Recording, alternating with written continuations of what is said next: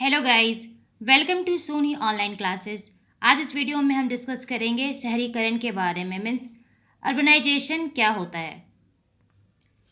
नगरीकरण सामाजिक परिवर्तन से संबंधित एक प्रक्रिया है, एक प्रोसेस है। नगरीकरण प्रक्रिया यानी शहरीकरण प्रक्रिया द्वारा नगरीय समाज की उत्पत्ति होती है। नगरीय समाज की सामाजिक संरचना, विचार, रीति रिवाज, व्यवहार तथा जीवन शैली लोक तथा ग्रामीण समाजों से भिन्न होती है। नगरीय समाज पेशा पर आधारित होता है।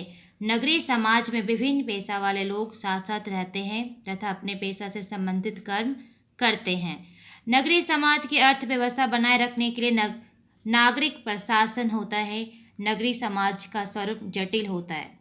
सिंधु घाटी सभ्यता के समय भी नगरीकरण प्रक्रिया के माध्यम से भारतीय समाज में परिवर्तन लाए जाते रहे हैं। आज से करीब 5000 वर्ष पहले भारत में सिंधु घाटी सभ्यता के निवासियों द्वारा नगरीकरण की प्रक्रिया अपनाई गई थी।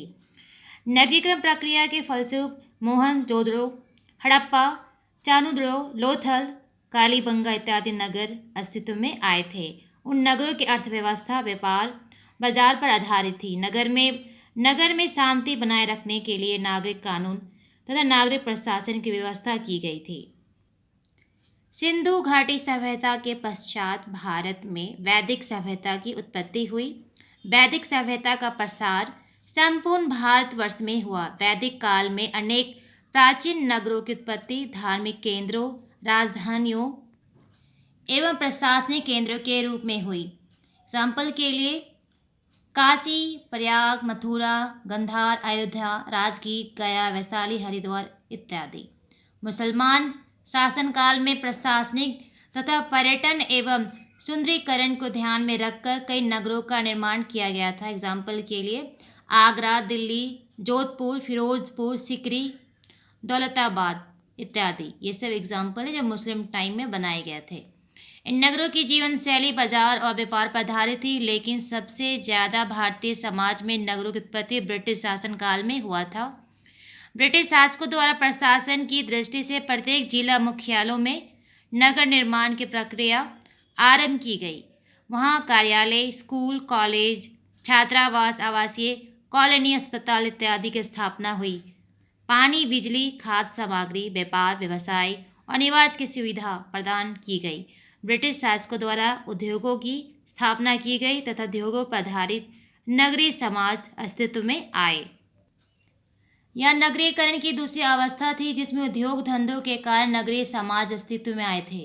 नगरीकरण के कारण लोगों को गांव से नगर की ओर पलायन आरंभ हुआ। विभिन्न व्यवसाय पेशों से जुड़े लोग एक दूसरे की आवश्यकता पूर्ति करने के लिए अपने अपने काम यानी कर्म करने लगे और चीज़ों को उत्पादन एवं खरीद विक्रय से जुड़ गए। तो नगरीकरण का समाज पर क्या प्रभाव पड़ा? नगरीकरण का प्रभाव सामाजिक संरचना पर पड़ा। नगरों में ग्रामीण संयुक्त परिवार के स्थान पर नाटकीय यानी न्यूक्लियर फैमिली का प्रचलन हुआ। नगरीय समाज में सामाजिक संबंध नातेदारी पर आधारित न होकर पैसा समूह एवं मित्रता पर आधारित हुआ। विभिन्न जाति धर्म के लोग साथ साथ रहने लगे। सभी धर्म के लोग अपने अपने पड़ोसियों के सुख दुख में साथ देने लगे तथा भोजन पानी संबंध विकसित किए। अंतर्जातीय और अंतरधार्मिक विवाहों का प्रचलन भी आरंभ हो गया। नगर के निवासी विभिन्न धर्मों के उत्सवों में और जुलूसों में भाग लेने लगे। नगरीकरण का प्रभाव नारी की स्थिति पर व्यापक रूप से पड़ा। जहां ग्रामीण समाजों में नारियों को आंगन तक सीमित रखा जाता था, वहीं नगरीय समाज में बालिका शिक्षा पर विशेष ध्यान दिया जाने लगा। महिलाएं विभिन्न प्रकार की पेशा और नौकरी में प्रवेश की। अब वे घर तक सीमित नहीं रहे, वे बाजार, व्यापार, व्यवसाय, नौकरी इत्यादि से जुड़ गई। पारिवारिक निर्णय में महिलाओं की भूमिका महत्वपूर्ण हो गई। अब वो भी घर का डिसीजन ले सकती थी। नगरीय समाज में पढ़े लिखे लोगों का प्रवेश और संपर्क के कारण कई सामाजिक बुराइयों, कुप्रथाओं और कुरीतियों को दूर किया गया।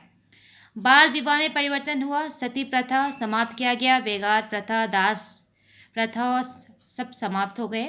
छुआछूत की जो भावना थी वो भी समाप्त हो गई। सामाजिक दूरी कम हुई। यहाँ के लोग इलाज के लिए ओझा पर आश्रित ना होकर डॉक्टर और आधुनिक दवा पर आश्रित हुए। भूत प्रेत, डाइन, चुड़ैल इत्यादि में विश्वास उनका जो था सब खत्म हो गया, अंत हो गया। विभिन्न धर्म वालों को एक दूसरे के धर्म, विश्वास और विचार को जानने का अवसर समाज में मिला। नगरीय समाज के लोग जातीय तथा धार्मिक बंधन को त्याग कर विभिन्न नए नए व्यवसाय की ओर अग्रसर हुए।